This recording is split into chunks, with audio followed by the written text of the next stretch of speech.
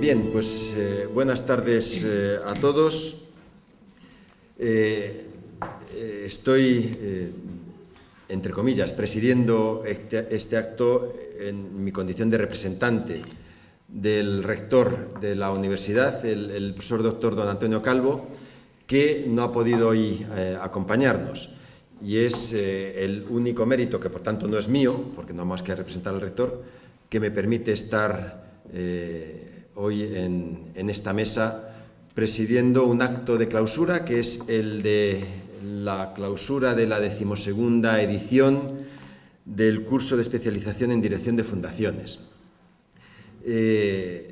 Cuando se echa la vista atrás, no ya en este curso, que parece que el día que empezamos en septiembre fue ayer, o a lo sumo antes de ayer, sino el año en que empezamos a impartir el curso parece también que fue ayer o antes de ayer.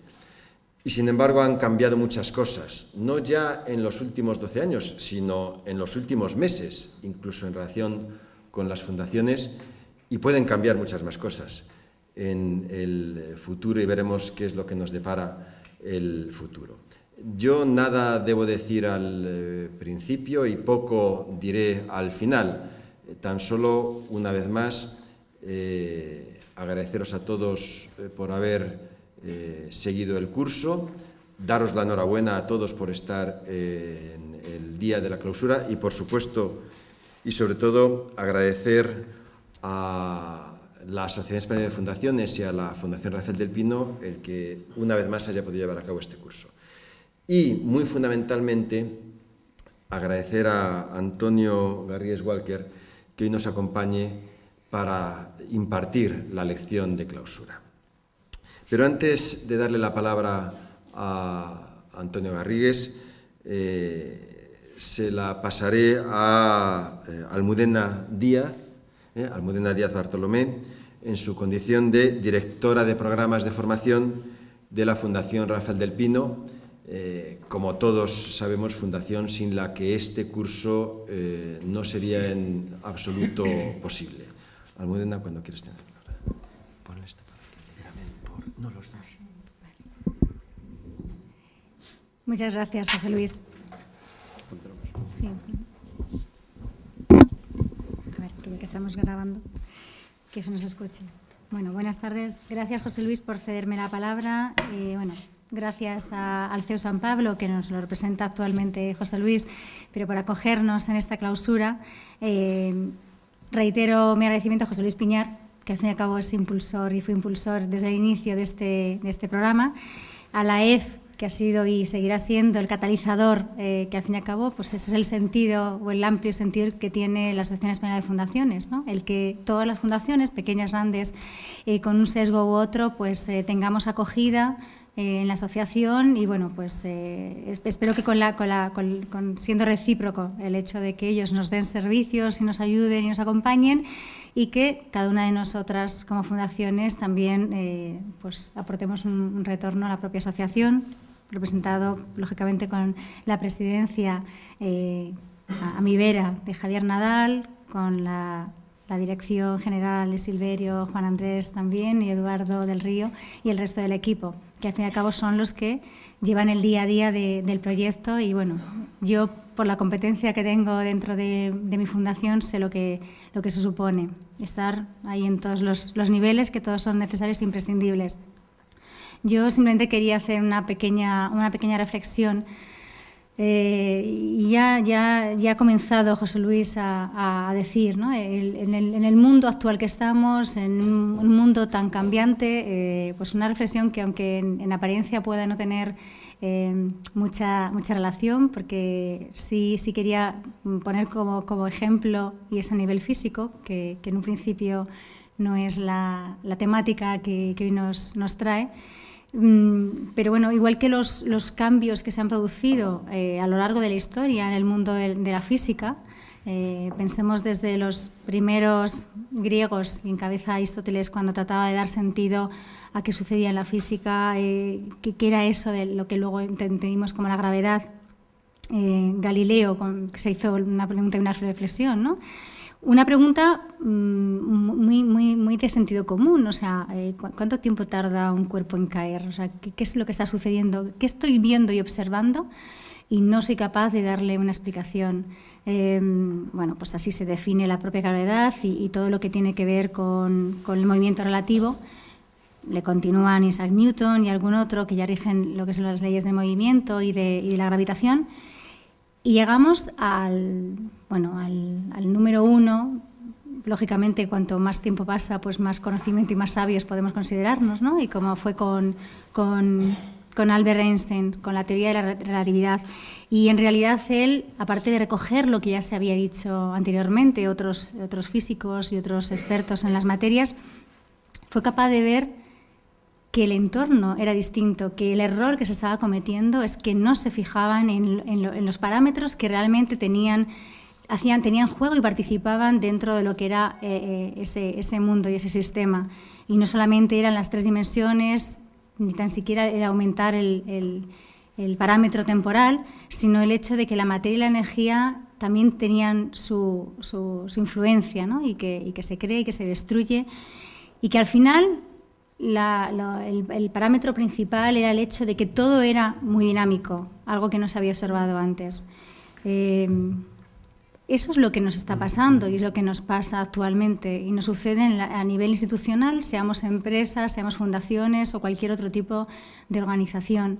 El mundo es tan cambiante y cada vez más porque estamos viendo la evolución exponencial de la tecnología que lógicamente está teniendo su incidencia en todo lo que hacemos y va a seguir teniendo. Desde la Fundación Rafael del Pino, que tenemos muchísima relación con el MIT y con Singularity University, quizá los 2 entornos donde la innovación y la tecnología es el corazón puro de ellos mismos, es casi no solamente sorprendente, que eso ya lleva siendo estos últimos tiempos, sino increíble los avances que se están produciendo.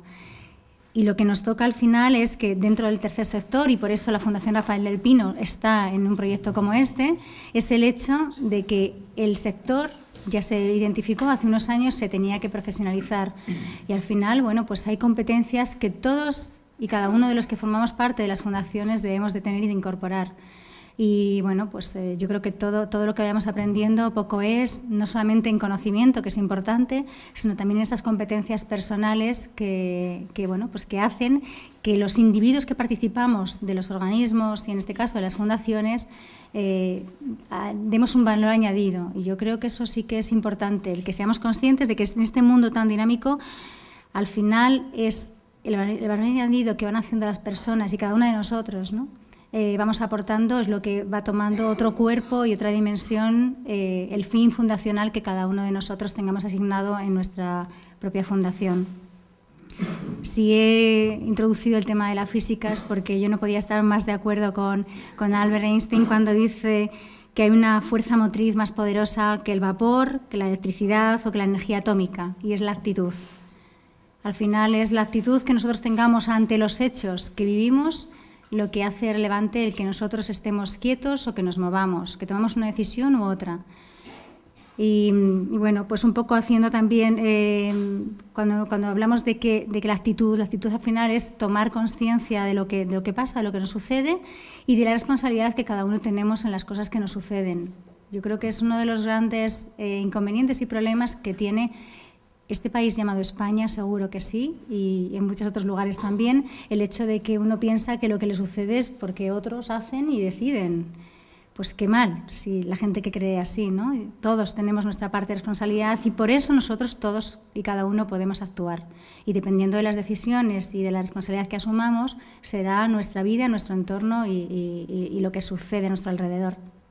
No me quiero extender porque, entre otras cosas, lo que más deseamos es escuchar a Antonio Garrigues, pero bueno, haciendo un poco también referencia al fundador Rafael del Pino y Moreno, los que habéis asistido al auditorio que lleva su nombre, en una de las paredes está una frase que ha hecho suya y que tiene que ver con lo que estoy comentando, con el hecho de que todos heredamos los conocimientos de los que nos han precedido y tenemos la responsabilidad de poner nuestro granito de arena para dejar mejor situación a los que nos suceden.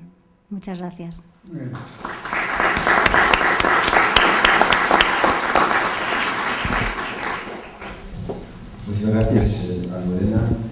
Y a continuación tiene la palabra don Javier Nadal Ariño, presidente de la Asociación Española de Fundaciones. Muchas gracias, José Luis.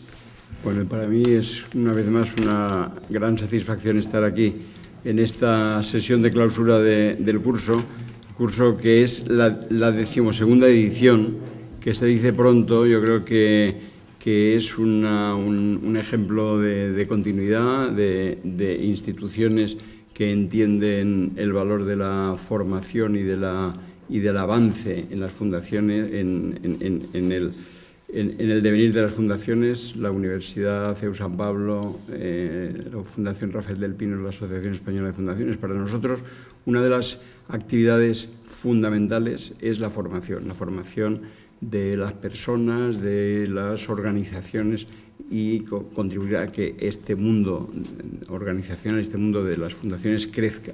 Y este curso es como la joya de la corona, es nuestro mayor nivel de formación y estamos muy orgullosos de su funcionamiento, muy orgullosos de la colaboración con las dos instituciones y muy contentos. Y además yo creo que este año, pues una vez más, se ha mostrado la calidad a través del nivel de los participantes y creo también la calidad por los profesores, los trabajos que se han realizado. Estamos orgullosos como asociación también porque ayudando a este crecimiento del sector, pues estamos haciendo un gran esfuerzo por tener más datos, por contribuir a que la foto del sector fundacional sea cada vez más nítida, y eso necesita esfuerzos, inversión en estudios y publicaciones, y creo que también esas publicaciones pues están sirviendo, y esos datos, para mejorar el nivel de información que se maneja en el curso y por lo tanto, para contribuir en el crecimiento del curso. Como decía tanto José Luis como Almudena, hablando de lo estático y lo dinámico, la verdad es que este sector ha parecido muy estático, lo decía también José Luis, durante años, porque ya el año 94 fue la primera ley en la que se decían algunas cosas que parecían inamovibles por más que se muevan las leyes, y este año hemos demostrado que efectivamente ha sido un poco el esfuerzo de todos. Yo creo que la falta, el no quedarnos todos parados estáticamente, sino moviéndonos permanentemente, hemos conseguido, caramba, desbloquear cuestiones tan importantes como el protectorado único, que eran 50 y tantos entre protectorados y registros. Pues el protectorado único parece que va a ser único, por lo menos para las fundaciones estatales. El registro único, que también parece que va bien, y creo que la voluntad de lo que hemos podido percibir, de la voluntad de los responsables de estos instrumentos únicos ahora, pues es positiva, y creo que es un avance importantísimo. Y qué decir del otro gran cambio que tuvimos, gran cambio, no es todavía, y no hemos todavía llegado a lo que deseamos, que es en los incentivos fiscales, pero por fin hemos conseguido que se muevan en positivo los incentivos fiscales. Y lo que es muy importante, y quiero recordar que hace 2 años yo participé también en la sesión de clausura y hablamos de la sociedad civil y de cómo en España tenemos una sociedad civil más débil y que, por ejemplo, Estados Unidos o la mayoría de los países europeos, o al menos los países nórdicos europeos, y que una manera donde lo percibíamos era, por ejemplo, en el número de personas que en España donan, o en qué porcentaje las fundaciones de sus ingresos lo reciben de donaciones de personas, comparado, por ejemplo, con lo que ocurre en Estados Unidos, donde España y Estados Unidos pues tienen exactamente los datos cruzados. En Estados Unidos el 75% de los recursos llegan de personas físicas a las organizaciones sin ánimo de lucro. En España el 75% vienen de empresas, de las partes que es donación. Bueno, pues ahí hemos conseguido una cosa que yo dije que era importante, y era una estrategia de la asociación trabajar en esa línea, y hemos conseguido introducir el concepto de microdonación para que, en el fondo, para que sea muy barato empezar a donar. Nosotros pensamos que si le haces muy barato a los que no donan, el que empiecen a dar, luego se van enterando de las cosas que pasan y ya los enganchamos y ya son personas que convertimos en preocupadas en apoyo a la sociedad civil. Bueno, pues también ahí hemos tenido un avance importante, que no lo voy a explicar porque lo habréis visto, y además el tercero, estas son las tres cosas importantes en positivo, pero también hemos tenido una cosa importante en negativo, que hemos parado un golpe importante con un proyecto de ley que no se presentaba como muy adecuado para el desarrollo del sector. Lo hemos parado y si hay alguna iniciativa en el futuro, pues seguro que tendremos oportunidad de trabajar. Así que ha sido un año importante, o sea que del año que hicisteis el curso de fundaciones no os vais a olvidar, porque lo vais a ver escrito en sitios cuando van a decir, no, y a partir de este momento cambiaron las cosas en el mundo fundacional en España, estoy seguro. Esto hemos marcado un punto de inflexión. Y bueno, y eso ha sido simplemente empezar, porque ahora nos planteamos otros objetivos y ya aprovecharé para decir, para anticiparos una cosa, que es todavía una propuesta que yo como presidente de la asociación voy a hacer en la Junta Directiva del próximo mes de enero, pero como estamos en familia y estoy seguro que no va a salir de la provincia, pues... Bueno, pero eso no sale de la provincia, digamos, de la tierra, o sea, que tampoco... Bueno, simplemente yo voy a hacer una propuesta y la Junta Directiva puede no aprobármela, pero me parece que es importante que contarlo a vosotros porque estáis en fundaciones importantes y para que lo vayáis pensando. Una de las cuestiones que queremos a partir de ahora, por supuesto, mejorar los incentivos, que no hemos llegado al máximo, que el protectorado mejore el nivel y que llegue a ser una agencia independiente, se puede ser, todas esas cosas, pero es muy importante que además de lo que haga la Administración, que la sociedad se mueva y tenemos que conseguir que en la sociedad sobre todo mejore la imagen que tiene el filántropo. O sea, una cuestión en la que tenemos que trabajar es que la filantropía sea percibida en España como un valor muy importante. Que los filántropos, que la sociedad todavía en esto, pues a veces alguien hace un donativo, hace alguna cosa y tal, y hasta se escuchan comentarios de incomprensión o peor. O no, a veces simplemente la indiferencia. Tenemos que trabajar porque eso cambie y tenemos que trabajar también por reforzar los valores, de los muchos valores que manejan las fundaciones, aquellos que en este momento nos parecen esenciales. Y la propuesta que vamos a hacer el Comité Ejecutivo, la Junta Directiva, es, hemos visto qué tres valores nos parecen más importantes para que ahora se refuercen. Y para reforzarlos, a esos tres valores vamos a crear unos premios para resaltar aquellas fundaciones o personas que destaquen en eso. Los tres valores que queremos resaltar, por una parte es, y ya lo digo resumidamente, pero ya podéis ir pensando a ver qué fundación podría o qué persona podría entrar en esto. Primero, un valor a la filantropía, a la persona que directamente haya creado con sus recursos o haya fomentado o haya, primero que haya creado una fundación, un proyecto fundacional importante. Tenemos que poner en valor pues iniciativas como la de Rafael del Pino en su momento. Vamos a ver si conseguimos que haya muchas más de ese tipo. Oye, que en los últimos pocos años haya creado una iniciativa de este tipo. Primer valor, la filantropía. Segundo valor, la cooperación.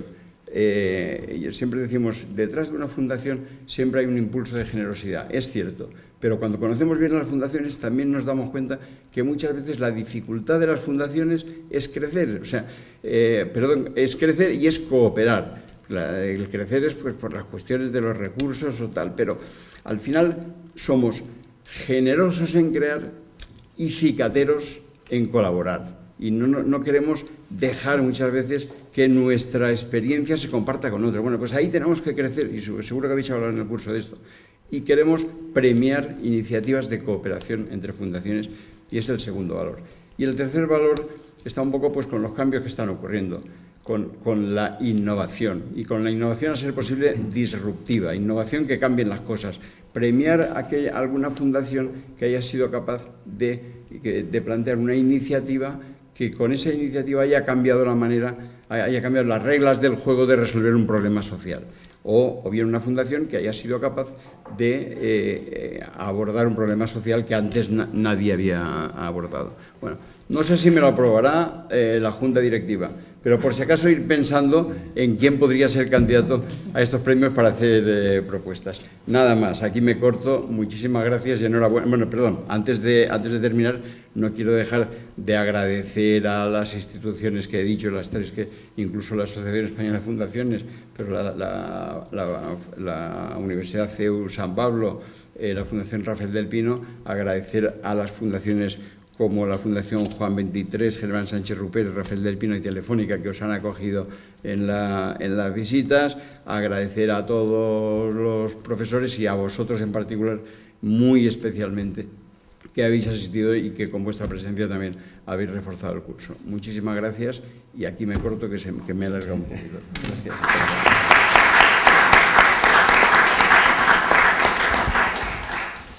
Bien, muchísimas gracias, Javier. Bien, y a continuación daré la palabra a Antonio Garrigues Walker, presidente de la Fundación Garrigues, que impartirá la sesión de clausura El mundo de España desde España y España desde el mundo. Me corresponde presentar a Antonio Garrigues Walker, algo que es al tiempo difícil y fácil.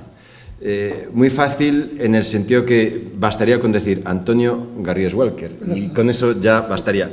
Y perdón, que recuerde una anécdota que se refería a mi maestro. Mi maestro era Eduardo García Enterría. Yo tuve la fortuna de que me dirigió la tesis, fue mi maestro, y él me contaba una vez que un familiar suyo le dijo, Eduardo, ¿quién me iba a decir a mí cuando tú eras pequeño que de mayor ibas a ser Eduardo García Enterría? Pues bastaría con decir, tenemos con nosotros a Antonio Garrigues Walker. Pero es verdad que algo sí que tendríamos que decir. Por supuesto, su enorme dedicación al mundo fundacional. Es patrono de diversas fundaciones, presidente de la Fundación Garrigues, pero también miembro del patronato de muy diversas y muy importantes fundaciones. Está en posesión de las más importantes distinciones que otorga el Gobierno o el Reino de España, pero también de Japón, de Marruecos, de República Dominicana. Es doctor honoris causa por diversas universidades de España, pero también de fuera de España. Es abogado reconocidísimo. Es presidente de honor de España con ACNUR y una de las personas más comprometidas con algo que hemos visto también en el curso, que es la transparencia. No en vano es fundador del capítulo español de Transparencia Internacional. Además también es dramaturgo, es autor de varias obras de teatro, alguna de las cuales se ha estrenado ya, y también Premio Internacional de Ensayo Jovellanos 2013. Muchas más cosas podríamos decir de Antonio Garrigues Walker, pero yo creo que basta con eso, el decir que tenemos la fortuna de contar con él para que imparta esta conferencia de clausura. Agradecerte, Antonio, muy de veras que nos puedas acompañar esta tarde. Para nosotros es un lujo, porque eres un representante de algo que aquí está presente, y es la sociedad civil o el tercer sector. Muchísimas gracias y cuando quieras tienes la palabra. Mil gracias. Admiro a los tres organizadores, es decir, a la Asociación Española de Fundaciones, que yo viví su nacimiento en una época muy difícil, porque realmente el mundo fundacional en España ha tenido muy poca protección y muy poco seguimiento. Y la labor que está haciendo la Asociación Española de Fundaciones a mí me parece admirable. No ha logrado, como ha explicado bien Javier, todos los objetivos, y le va a costar cumplir todos los objetivos, porque sigue habiendo en España una resistencia fenomenal al tema fundacional. Tenemos pendiente, seguimos pendiente, por ejemplo, de la ley de mecenazgo, que es una ley que va a ser absolutamente necesaria, que es una ley que existe en todos los países, que es una ley absolutamente natural, que no busca ningún tipo de beneficio fiscal, aunque lo tenga, sino que busca el poder compartir su dinero con otra gente, como estamos viendo que pasa en Estados Unidos, en donde Zuckerberg pues, ha donado toda la fortuna entera y Bill Gates ha creado un club en virtud del cual todos los multimillonarios tienen que ceder como mínimo el 50% de su fortuna y lo hacen pues porque tienen el sentimiento moral de hacerlo, ¿no? De modo que en el tema fundacional todavía nos queda un largo camino que recorrer y a mí me agrada que la Fundación Rafael del Pino, que el CEO y que la Asociación colaboren en esta tarea, porque va a haber que seguir presionando y va a haber que seguir pidiendo y exigiendo que en España se respete de una manera más concreta a la sociedad civil. Vamos a vivir una época además en la que el sector público cada vez se está quedando con menos dinero, prácticamente con ninguno. Y por lo tanto tendrá que haber una sociedad civil dispuesta a ocupar ese puesto. El que lo haga o no lo haga dependerá de muchas cosas, pero obviamente también dependerá de temas que vosotros habéis estudiado, que es, en definitiva, los temas jurídicos y sobre todo los temas fiscales.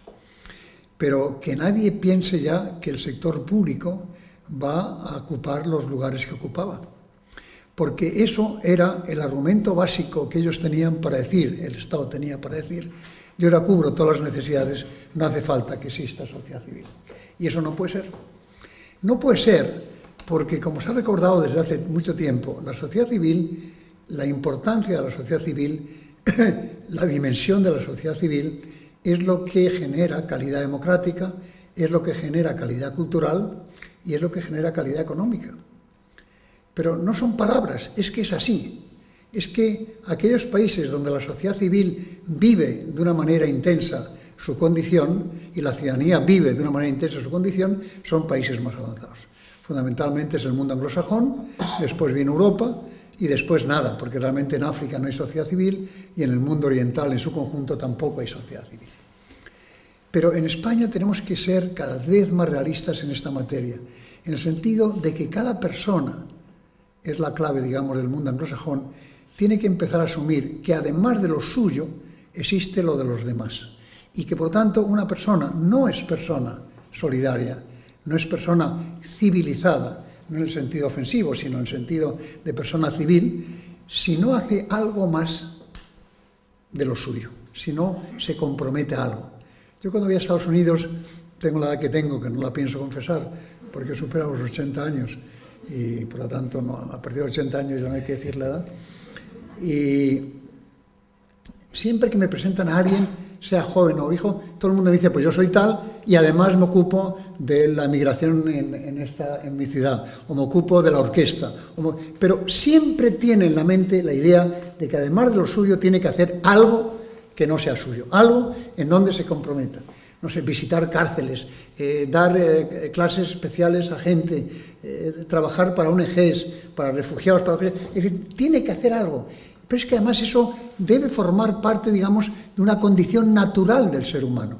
Puesto que vivimos en convivencia, la convivencia no es otra cosa que eso. De modo que no comprendo que me agradezcan el que venga, pero primero que tengo la obligación de hacerlo y segundo que es que quiero admirar de verdad la tarea que hace el CEO, la tarea que hace la Asociación Española de Fundaciones y la tarea que hace la Fundación Rafael del Pino, en la que estuve justamente hace muy pocos días hablando de un Global Network de profesionales que me parecía una idea estupenda, realmente una idea fenomenal, en donde se trata de poner en contacto a todos los españoles que están trabajando en instituciones internacionales o privadas para poder incluso recuperarlos para el mundo especial.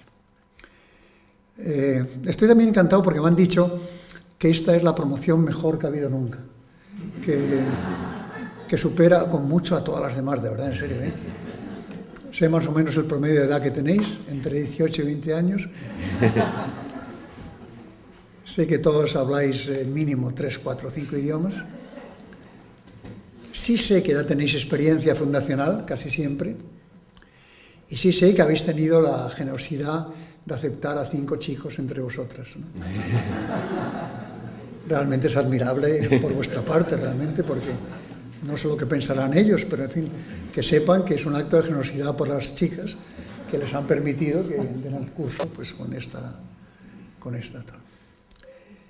Qué gusto da pensar que España ha cambiado sociológicamente, qué gusto da pensar que ya incluso esta mesa en donde solamente hay una mujer es extraña y está casi de milagro, vamos a decir, hemos podido ser 5 hombres perfectamente bien. Qué maravilla cuando se habla de los conceptos de lo imposible, que cuando alguien decía, no, pero es que en España el papel de la mujer, y yo conocí el papel de la mujer, teniendo la edad que tengo, pues hace 50 o 60 años, el papel de la mujer en este país era un papel miserable, realmente miserable, vamos. No hay otra palabra para definirlo, vamos. Era un papel de autolimitación, de prohibiciones, En cambio ahora son la fuerza, ¿Queda un resto de machismo? Claro que sí, es que tenemos que defendernos como podamos y no vamos a dejar el poder de una manera gratuita, pero nos damos ya por perdidos, sabemos perfectamente que estamos radicalmente perdidos, ¿no? De modo que por todas estas razones estoy encantado de hablaros rápidamente. Me han insistido mucho en la brevedad, lo cual yo siempre agradezco, de cómo se ve España desde el mundo y cómo se ve el mundo desde España. Y esto siempre lo insisto cuando hablo con gente joven como vosotros, ¿no? ¿Qué déficits tenemos en España? Pues primero el déficit idiomático. En España se hablan muy pocos idiomas y eso es malo. Eso es malo. Y las universidades, las instituciones, la gente tiene que lograr que la gente hable idiomas. Y que desde el punto de vista, digamos, de beneficio a la sociedad, lo ideal sería que del sistema educativo español una persona saliera hablando como mínimo otro idioma, como mínimo, y si posible dos. Y eso no tiene nada imposible, no tiene nada imposible. Es decir, empezando desde la edad más joven, desde preescolar incluso, hasta terminar en el proceso universitario, el tema idiomático debería convertirse. ¿Por qué? Porque es que si no tenemos capacidad idiomática, nuestra capacidad para ver el mundo y ver el mundo global es muy limitada. Es muy limitada, muy limitada, muy limitada. Y en esta época, el no tener una mente global es otro de los déficits que hay en España. Desde España es muy difícil ver al mundo. Desde España es muy difícil interesarse por los temas del mundo. Vosotros habéis visto que en la campaña política que se acaba de concluir y que va a seguir otros 2000 o 3000 años antes de que formen gobierno, quizá un poco antes, no creo que dure tanto. No se ha discutido ni una palabra de política exterior. La política exterior no ha aparecido por ningún sitio. En Estados Unidos, en Inglaterra, el tema de la política exterior es un tema clave. Es decir, con quién se va a relacionar su país, cuál es su papel en Europa, cuál es la relación con Estados Unidos, cuál es la relación con Latinoamérica, cuál es la relación con África, cuál es la relación con China y con Japón y el mundo asiático. El tema del mundo exterior no interesa. Si uno intenta sacar en una conversación social el tema exterior, la gente te corta la palabra inmediatamente y dice, no empecemos, vamos a dejar eso en paz y ya. Si alguien quiere hablar de refugiados y del proceso de refugio, pues tampoco interesa. Es decir, somos de verdad una nación que tiene poco interés en los temas globales. España no ve al mundo.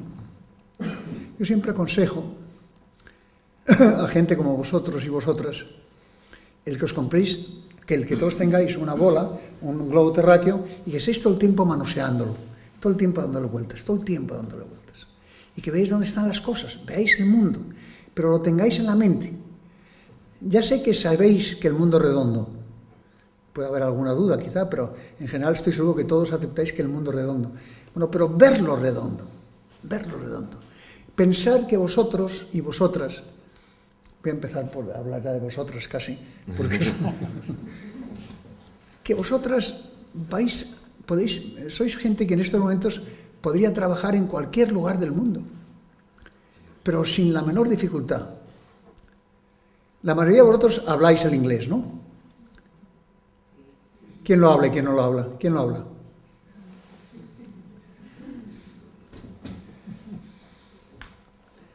¿Quién habla más del inglés? Macho. Oye, vosotras sois... Ya decía yo que era la mejor promoción que ha habido nunca, de verdad, en serio, ¿eh? No, me lo han asegurado todos los profesores, que nunca ha habido una promoción más simpática y más buena y más bien formada. Aún así no os interesa nada el mundo. Vamos a ver. Dejadme que os insista, por ejemplo, en el tema idiomático. Acabo de recibir, de esas infinitas cosas que uno recibe, ¿no?, el tema de qué idiomas se hablan, ¿no? El primer idioma es el chino. ¿Quién de vosotros habla chino? ¿Nadie todavía? Mala cosa. El siguiente es el español. Eso va bien, ¿no? El inglés va bien también. El indio, el hindi. Mal, ¿no? Mal. Árabe. ¿Y por qué hablas árabe? Bien. ¿Y hablas bien árabe? Pues luego hablaremos en árabe. Yo no tengo ni idea, pero estoy dispuesto a hablar contigo en árabe. Ruso. Nadie. Bengalí. Ahí sí puede haber sorpresas, ¿no? ¿Verdad? Luego viene un idioma... No, perdón, antes francés. Francés sí hay gente que hable, ¿no? Estupendo. Y luego aparece un idioma que se llama el portugués. Al menos hay dos. Tú hablas árabe y además portugués, y además inglés, y además francés. ¿Algún idioma más o no? Eso es todo. Italiano, bueno, pues está bien. El italiano no figura en la primera lista, lo digo para que se entienda el tema de los idiomas, ¿no? El portugués es un idioma muy importante. Portugal está al lado de España. Es uno de los idiomas más hablados del mundo.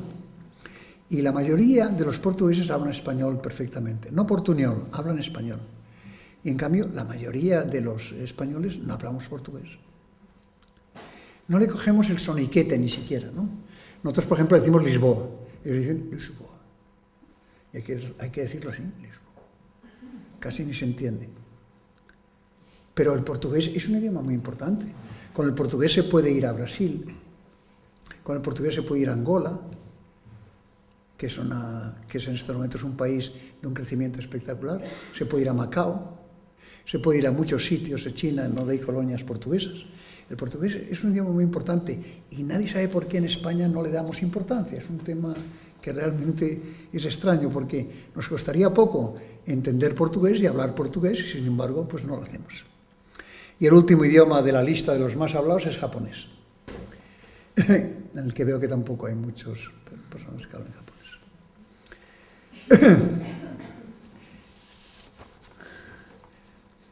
El tema japonés, por ejemplo.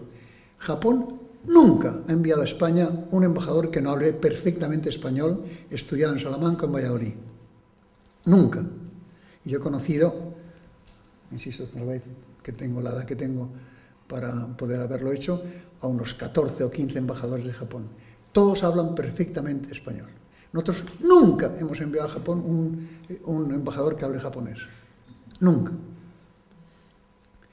Y un embajador español que no hable japonés, como además ahora les han cortado el presupuesto y no pueden tener traductor, pues intenta hablar en inglés, pero en inglés yo os aseguro que en Japón no te comunica especialmente bien. España tiene que ver el mundo de una manera mucho más interesada, mucho más fuerte, mucho más importante. Y vosotras y vosotros, que habéis estudiado el tema de fundaciones, tenéis que empezar a corregir dos temas que las fundaciones españolas, y no tengo ninguna autoridad para ello, no tengo autoridad para criticar a nada, pero hay dos problemas en las fundaciones españolas que me preocupan. Una es su falta general de vínculos internacionales. Es decir, los vínculos internacionales de las fundaciones españolas es muy pobre, muy pobre. Y eso hay que corregirlo. Y por lo tanto, vosotras y vosotros que habéis terminado el curso de formación de temas de asociaciones, tenéis que dedicaros a pensar con qué otras fundaciones podéis hacer agrupaciones, bien sea no solamente en Latinoamérica, sino en Europa, en África, en muchos sitios. Y tenéis que hacerlo. Porque es que tenemos que lograr ese fenómeno. Y el otro tema en España, en el cual vamos a tener que empezar a hablar con más fuerza y con más franqueza, es que la cantidad de fundaciones que se dedican prácticamente a los mismos temas, prácticamente en el mismo momento y en los mismos sitios, es como de broma. El otro día estuve en una reunión en donde se estaba repartiendo un cierto dinero para ONGs que operaban en África. Y en el caso del Sahara hay 17 fundaciones que se dedican al Sahara. Y les decíamos, pero 17 no son muchas, no convendría que se fusionaran para que hubiera máximo una o dos, ¿no? No, cada uno quiere tener su pequeña fundación, su protagonismo. Pero eso se refiere al tema de las ONGs, pero en el tema fundacional pasa lo mismo. Se tocan los mismos temas y en vez de juntarse 5, 6, 7, 8 fundaciones, bueno, en alguna forma como están haciendo en estos momentos 3 instituciones importantes, pues para en definitiva reforzar sus propias capacidades y sus propios sistemas, pues la verdad es que no lo hacen. Y eso es una cosa mala, muy mala. De modo que todo eso tenerlo en cuenta. Vosotros ya sois directivos de fundaciones, pues a partir de ahora tenéis que asumir y empezar a absorber cada vez más responsabilidades. En España siempre tenemos que empezar a aceptar el tema de que un país mejora si todo el mundo aumenta también su nivel de exigencia, ¿no? Y en España el nivel de exigencia nos cuesta muchísimo elevarlo, nos cuesta permanentemente y cada vez más, ¿no? Nos cuesta elevar el nivel de exigencia de las cosas que tenemos que hacer y podemos hacer. Y podemos hacer siempre muchas más cosas, muchísimas más cosas de las que merece la pena. El mundo, hay que interesarse por él. Hay que saber qué es el mundo. Todos tenéis, veo que alguna de vosotros no utiliza en estos momentos el teléfono móvil, lo cual agradezco infinitamente, pero si le queréis coger y poner 100.org, veréis que sale una lista de cómo está el mundo actualmente. Y lo digo para que sepáis, para resumirlo. Y esta es una organización americana que todos los años lo que hace es convertir todo el mundo entero en un pequeño pueblo de 100 habitantes, aplicando todas las escalas adecuadas, es decir, aplicando todo, absolutamente todas las escalas adecuadas, reduce al mundo a un pequeño pueblo de 100 habitantes. Bueno, pues en ese pueblo de 100 habitantes habría 50 hombres y 50 mujeres. Antes había más mujeres que hombres, ahora ya se han igualado. De esos 100 habitantes, que representan a todo el planeta, 51 vivirían en ciudades, pero todavía 49 en el campo. 49 en el campo, todavía.